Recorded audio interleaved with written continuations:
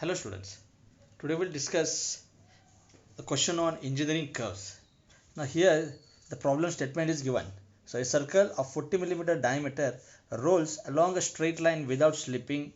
So draw the curve traced out by a point P, is point P on the circumference of the circle for one complete revolution of the circle and name the curve. So obviously when now we'll consider this is the circle and this is the point P. Now when this point P is located over here, so this is the circle which we have drawn. This circle is measuring diameter 40 as given in the statement. So we'll draw one straight line. So on this straight line the circle is touching at this point P. Okay, so obviously after completing one revolution the point P again touches to the straight line as this circle is rotating in clockwise direction. Okay, so the distance covered by this point P will be equal to pi d. So we have to calculate this distance pi d. So how much this distance will be? This distance comes out to be equal to 3.14 multiplied by 40. So it is approximately equal to 126. So 126. So this distance is 126 millimeter. So we have to mark from this point P 126 millimeter, where this point P again touches to the ground. So from this point to this point circle will complete full one revolution. So I'll mark this line. So this is the line, diameter line. So obviously as this is the line, same line we have to draw here. So we'll use protractor. So I should draw the line exactly at an angle of 90 degree. Means this is the line where the circle will reach.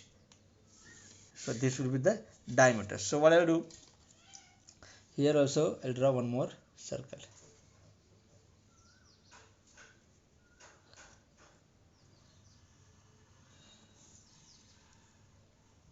So this much distance will be covered by the circle. Okay, now we have to find out the different points which this point P will attain so as to trace this curve, and this curve is nothing but a cycloid. Okay, so herein we are going to draw a cycloid. So as to draw the cycloid, we'll divide this circle into 12 parts. So as to divide this circle into 12 parts, obviously one division will be of 30 degree. So we'll mark this 30 degree.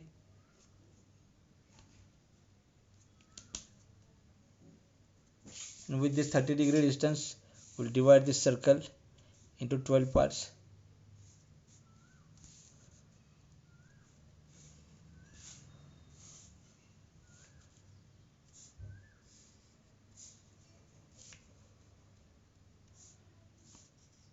Okay, so we'll label these points. So this is P, point P. Here we'll consider 1, 2, 3, 4, 5, 6, 7, 8, 9, 10, 11, and this point P will consider as 12, P12. So here also we'll get P12.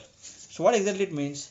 When this circle starts rotating in clockwise direction, what will happen? This point P will reach this position 1.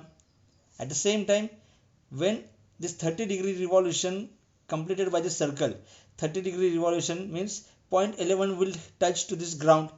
Means what, the center will shift over here. So 11, 5 will be the perpendicular line. After completing 60 degree, this 10, 4, that is this particular diameter will be a straight line. So likewise each point will touch, and based on that this point P will reach the position at this point 1, 2, 3, 4, 5, 6, 7, 8, 9, 10, 11, and finally it will reach to this point P12. Means what? The number of divisions we have made of this circle, the same divisions we have made for this distance P12 to P12, that is the pi d distance. So that is 126. So we'll use the concept of division of line. So line, draw line, arbitrary line, and mark this distance. So we can consider approximate distance also is the 126, so we can consider 12.6, so little bit extra distance. So here on we'll consider 12 millimeter. 1 2 3 4 5 6 7 8 9 10 11 and 12, and we directly join these points.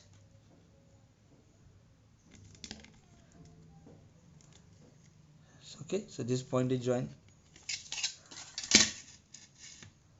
So make sure that you are using your roller scale properly.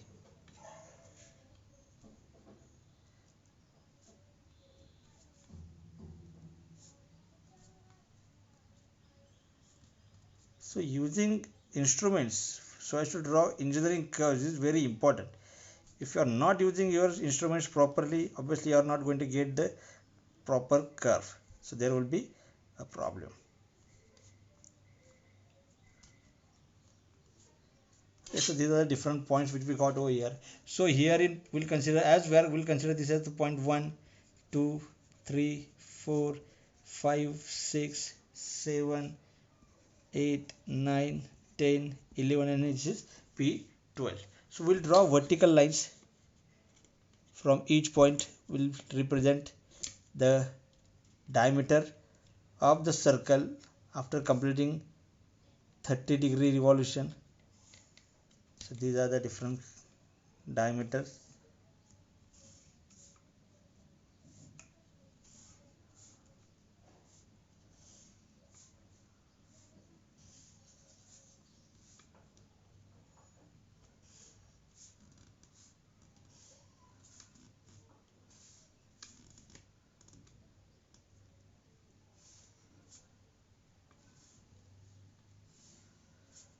Make sure that you are using your instruments properly. So what it means here, it is C0, so obviously here we'll get one more center, next center, next center. So likewise C1 C2 C3 C4 C5 C6 C7 C8 C9 C10 C11 and C0 will be again reach at this particular point.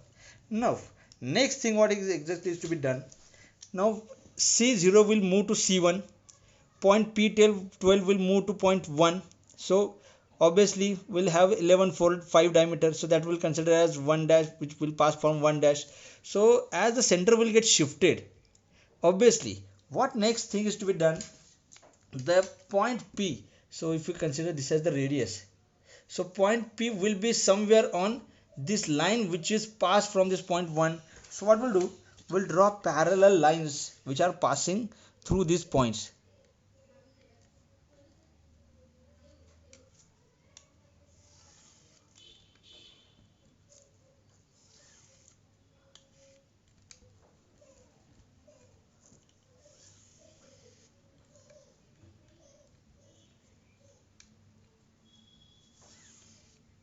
Okay, so these are the different points. So obviously on this line diameter will be there, but on this particular line which is passing from this 1, somewhere this point P12 will be. So what exactly it means, if we are keeping pointer on C1 and if we are cutting this line, somewhere here we'll get this point. So here this point P12 will come. Okay, so the point we'll consider this as P1. Now when the center will get shifted to C2, keep pointer on C2, obviously the point line passing from this point 2, where we'll get this particular curve. Okay, so here we'll get this point P2. Now center will get shifted to C3, we'll get line on point 1, this line which is passing from this 3, so here we'll get P3. Center will get shifted to C4, the line passing from 4, where this will get this particular point, that is P4. Now C5, keep pointer on C5, line which is passing from this C.5, where we'll get this point, so this is the point P5. Now next point is C6, so from C6 obviously at the diameter itself we'll get this point P6. Now from this point P6, the point P will start coming downwards so as to reach to the straight line, so or the ground. Okay, so we'll see 7 will consider. So the point which line which is passing from 7 to this line, it will cut. So this is the point P7. Obviously now C8. So C8, the line passing from this C8 from point 8 where it will cut. This is point P8. From 9, obviously the line which is passing from 9, it will cut somewhere here. So this is P9. From P10, so C10 point, so locate P10, line passing from this point 10, locate somewhere here. So this is P10.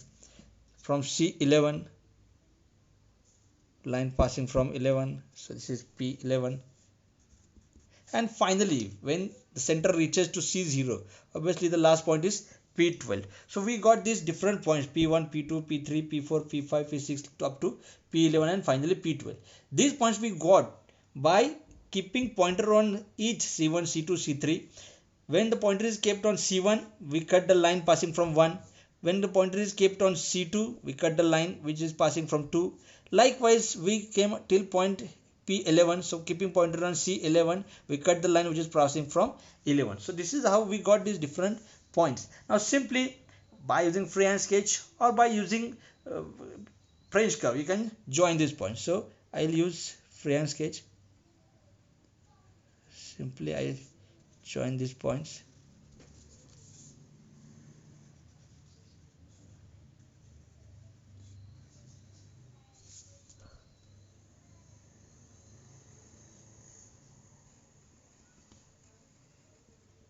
Okay, so this is how we have to complete the curve, and just label this curve